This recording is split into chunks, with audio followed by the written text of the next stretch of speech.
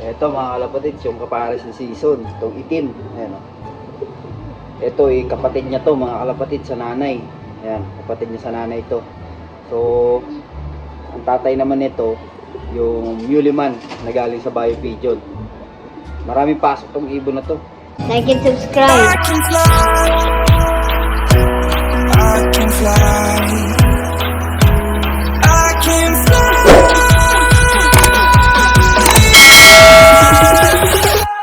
I can fly.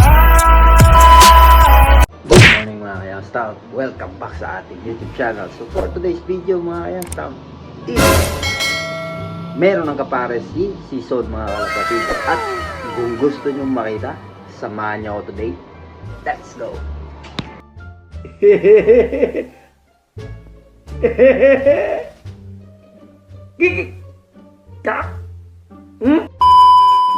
Yung mga kalapatid, so bago natin pakita sa inyo yung kapares ni Season, ito munang loft na ginawa natin. So wala pa rin mga kalapatid, ganun pa rin ang loft natin dahil kulang pa rin yung gamit natin. Hindi tayo makaalis-alis ng bahay, gawa ng may vape shop.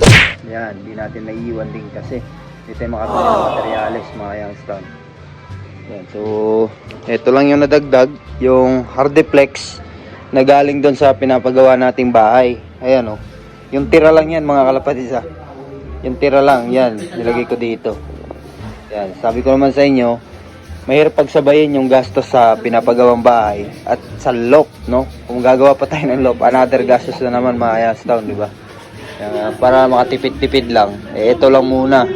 Bahala na siguro yung mga ibon natin na magbigay sa atin ng pangpagawa ng loft.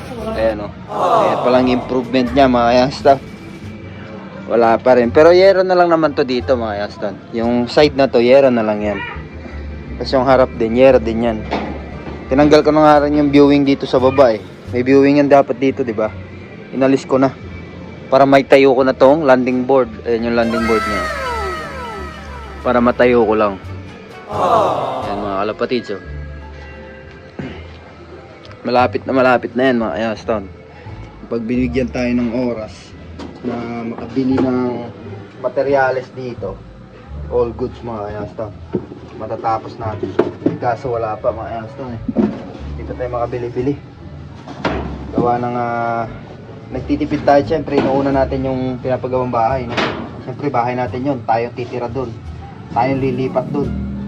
Kaya inuuna natin yun para sa agarang paglipat namin, diba? Itong loft, pansamantala lang naman to mga Yastown. Pagka okay na't nakabawi na, natapos na yung pinapagawang bahay, all goods na mga Yastown, diba?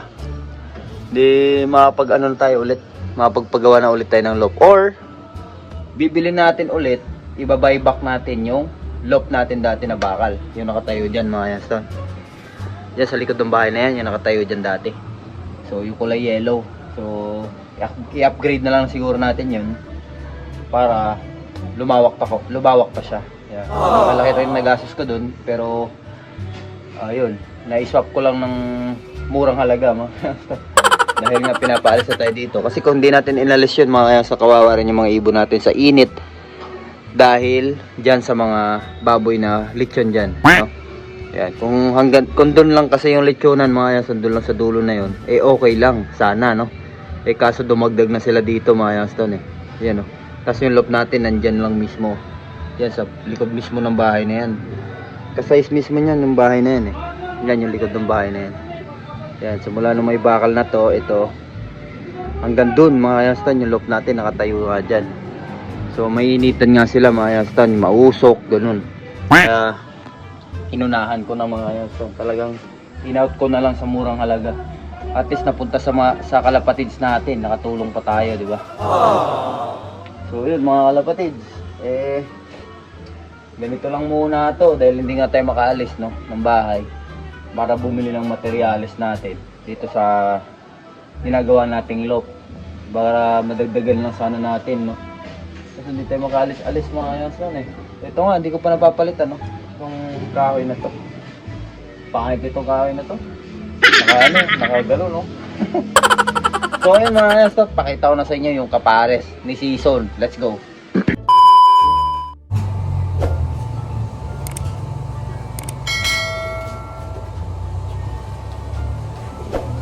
Ito mga kalapatids, yung kapares ng season, itong itim. Ayan. Ito kapatid niya to mga kalapatid sa nanay. Ayan, kapatid niya sa nanay to.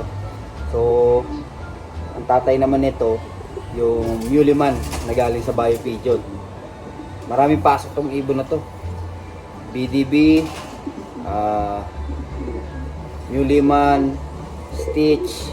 Maraming pasok to mga ayas to tong ibon na to. Ayan. Dati pinanglalaro ko rin to. Ayan. Ito yung nakay Boss Mark. Ayan, yung ibon na to. Ganda rin na ito mga ayas to. Ito na yung spacing ng pakpak. Tapos ng norte ito mga ayas to. Tapos ng norte itong hen na to. Hen to hen.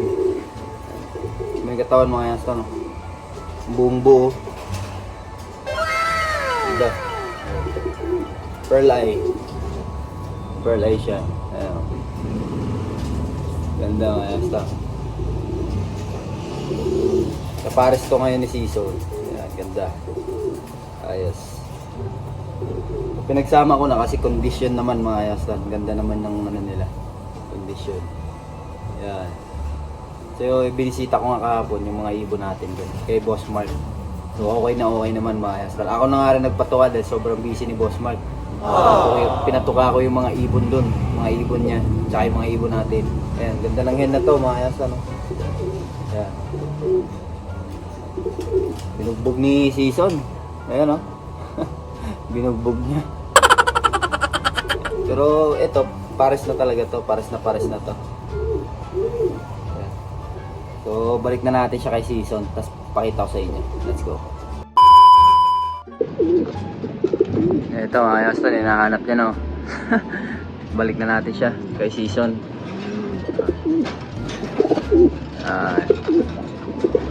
Pares na sila mga ayos to no. Diba? Parang gusto ko na lang breeder to si season. Ayaw ko na ilipat, baka mawala pa. Ayan o. Nag north and south naman na siya. So yung magiging anak na lang nito yung kakarera natin. Ayan o. Ayan silang dalawa. Ayan. Pares na sila mga ayos to. Kagabi nag-aaway yan. Matapang din kasi tong hen na to. Ayan. Sobrang tapang ng hen na yan. Nabugbog tuloy siya kay ano, kay season. Ayan, kita nyo naman puti-puti yung ilong oh. Ayan. Ang laking hen na ito mga yason. Malaking hen yan. Ayan. So, ang daming pasok ng ibon na to. Ayan siya. Ganda, di ba? Ayos, binubugbog niya ulit. Yan, so hanggang dito na lang ang ating video mga Ayas Town. Kung nagustuhan nyo tong video na to, pakibigyan naman ng like, comment sa ibaba, at subscribe na rin kayo mga kalapatids. Happy New Year sa ating lahat. Ingat po tayo palagi at good luck palagi sa ating pag-iibon. Galingan lang natin, tutukan natin para tayo ay bigyan ng panalo ng ating mga ibon. Hanggang dito lang. Ingat. God bless. Bye. Like and subscribe. I can fly.